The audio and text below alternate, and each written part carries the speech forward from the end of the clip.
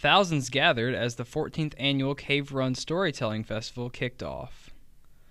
The festival featured 7 storytellers from all over the United States and Ireland.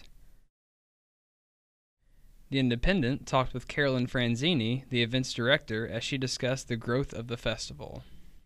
Well, I don't know exactly how many people were here the very first year, but this year it's hard to know how many general public will be here. But like I said, we have 3,600 school students. We've sold about $5,000 worth of tickets prior to the festival. It's really grown. I don't want it to grow much more because I really like it.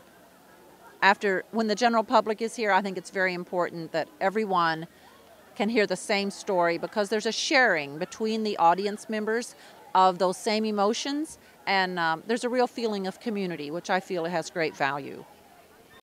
We later spoke with Kala Jojo, one of the festival's performers, as he discussed influences for his stories.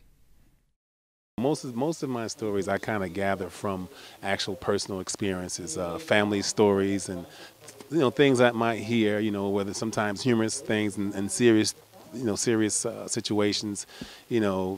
Stories that touch the heart. I really like. That's my comfort zone. That's my place. I like telling stories that have a meaning, a purpose, an intent, and a message. Especially when I'm talking to children. Claire Murphy, the event's first international storyteller, has been on her autumn U.S. tour the last 6 weeks. Murphy discussed the cultural differences between the United States and Ireland. It's not that you guys appreciate European humor, it's that you have your own very much distinct humor, and so different jokes work in different places. But yeah, you guys are very responsive, you're very active audiences, which is very pleasurable for us because we get a lot out of audience actually responding verbally and out loud. So that means a lot for us. Every audience calls for a different type of story, and the stories you can tell to 3- and 4-year-olds that you can't tell to 10-year-olds. So even within children, you need to distinguish what each age needs. And then as children become teenagers and young adults, there's a lot more complex stories you can tell them. And then with adults, it depends on where you are, what time of day it is, how old they are, and what they're in the mood for as well. So it not only depends on their age, it depends on everything else.